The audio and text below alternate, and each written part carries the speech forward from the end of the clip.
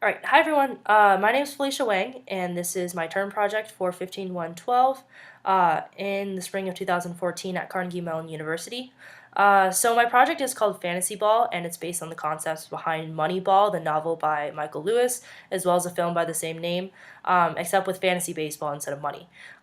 So the project is an artificial intelligence program that drafts baseball players for fantasy baseball based on sabermetrics. All right, so just to tell you what to expect from this video, this is not a very graphics-based project. It does have a pretty decent UI, but it's all in Terminal. But the real value of the project is basically the data structure of the statistics as well as how the process that the UI used to arrive at its decisions. And that's fine because the artificial intelligence, the idea of it anyway, is to arrive at a semi-intelligent decision with as little human interaction as possible. So I'm going to try to really briefly run down the decisions that it made later. But just to show you what this essentially is, this is what the UI looks like. I'm going to make a new one so you guys can see. All right, so we're just going to run this again. And so as it comes up, we get a nice little message from Peter Brandt. So if you've seen Moneyball, that would be a reference that made sense to you. So we had to set up some parameters first for this draft. So first it asks you how many teams you have in your league.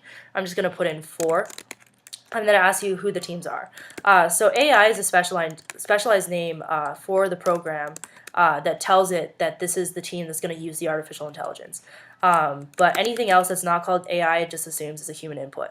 So I'm going to give it the Yankees, if I can spell that correctly. We'll give it the Angels. And how about the Pirates? Okay, so next it tells you to put in the positions. So because it's supposed to be based on like a real league in fantasy baseball, it assumes that you've been randomly assigned a draft position. So I'm going to put 3 for the AI. We'll give the Yankees 4, and we'll assign the rest of these here. All right, so it says you're ready for the draft, and then go. All right, so it keeps track of the draft position, and it tells you pretty cool things at each step. So the first draft position goes to the Angels. It tells you who's drafting, and then it asks you for their input. And then at each step, it'll also the AI will make suggestions as well as my 2 control computers. So there's a control called Dummy, which is a very naive program that only picks players based on their batting averages. And then there's a random control, which literally just picks anyone out of the MLB. All right, so for the Angels, I'll just give them Mike Trout. All right, so once someone's been drafted, at each draft, it also updates all the rosters that are available for you to see right now. Obviously, the Angels are the only ones who have gone, and so Mike Trout shows up under theirs. It also updates who goes next. It is a snake draft, so at the end, when we get to the Yankees, they'll draft twice, and then the AI will draft again, and it'll go backwards. And then, again, the AI also keeps track of who is still on the board. So because Mike Trout was drafted, it suggests Cabrera instead. So let's just give him away.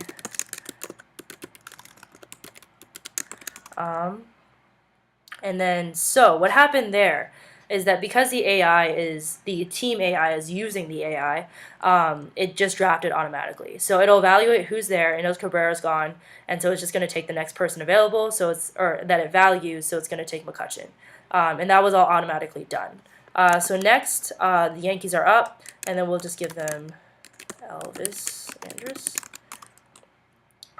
Yeah, okay, so then it also kept track of the snake draft. You can see that we've done 1 round already, so the Yankees are going to lead off this time. So Prince Fielder, we'll just give it the AI suggestions from now on. And then the AI is going to automatically take one, and then we're at the Pirates again. So that's pretty cool. I think it's pretty self-explanatory. What's cooler, though, is that we should just run it with all 3 computers. And I'll talk about the algorithm that goes behind it as they're running. So the AI is going to be an artificial intelligence. This is the special name for the random one, and this is the one for the dummy. So we'll give that 2. It's going to have 1. Okay, and go.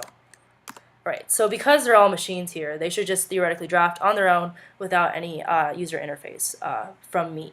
So we'll just let them run, and I'll show you what happens at the end. So just to talk a little bit about the stats involved, I got my data from two sites. So Fangraphs, which is a pretty well-known baseball statistics website, as well as ESPN, where we're actually playing. It downloaded all these stats onto my local machine and then used them to get a representative aggregate result for each stat for each player. So the algorithm we used valued like more recent stats over older stats. For example, 2013 stats were worth almost twice as much as 2012 stats, and so on. From there, we calculated each player's value based on the number of plate appearances he was, or the number of points that he was projected to score in a game where he appeared 3.5 times at the plate. And that's the point system is based on the fantasy scoring system. And so from there, there were a few factors in addition to that we needed to value in. The first one was obviously risk. So let me see if I can pull up the first valuation here. So this is not meant to be user interface, but just to show you what the AI decides off of. Just based on their stat calculations without any weighting in them, you can see that this is like a relatively good list. If we look at ESPN's ranking of players, Cabrera is very valuable, Trout's very valuable, McCutchen, Ellsbury, and those people show up in like the top 15, top 20. But they're obviously not first. So there's McCutchen, there's Ellsbury, there's Trout. But the people that are weighted very heavily are actually these rookies. And these numbers here represent the number of plate appearances, 13, 1, and so on. So you can see that they've only shown up like once or twice, and they just happen to get lucky. So obviously what we're not accounting for is risk. So we had to factor in a risk algorithm that essentially use this function. Basically, the idea is that the y-axis represents desired risk, and the x-axis represents skill. So the important part is up here are very skilled players from our normalized score. We want them to have as low risk as possible. And if they're high, we're basically going to kick them out of the top view with a very heavily negative ranking. All right, so last but not least, it's important in fantasy to account for positional value. And that reason is because no matter how many good hitters you have, you can only get points from certain positions, i.e. even though fielding doesn't count. So it doesn't matter how good your pitcher is, but you can only get points from one pitcher batting at a time. And you can only get points from one first baseman and so on. So by that token, positions that are more crowded are less valuable than positions that are less crowded. So last but not least, we factored that in. And then finally, we came up with this list right here. And really the groundbreaking thing was the risk factoring thing. So as you can see, this is a much better list of the top few players. Our top 100 match ESPN's top 100, so made a lot of sense. All right, so that's pretty much it for how things were factored in. Another thing with the drafting algorithm is that it takes into account not only the players that everyone else already has and who's on the board and the value of the players based on position. It also looks at how many of each position you have, and it won't go back and draft more, like say second baseman, until it's already filled everything else. So that's pretty important to the draft as well. All right, so that's pretty much it for everything that I wanted to talk about. As you can see, it also monitors how many rounds we draft, dependent on just a parameter that's set for the sake of the demonstration. But then once it finishes, we get this nice little message from Peter Brandt, and basically that's it. And also another nice thing is that it outputs all of its decisions as well. So the final rosters are here. So if I go here to my project file and I find, okay, so we had the dummy here. So roster dummy, if we open it up, we have Cabrera and then Scooter, who I don't know, and then Joey Votto, and it matches up. And so it's nice that you can export that and then use it again. All right, so that's pretty much it for my project. If you are interested in actually playing me, let me know, send me an email.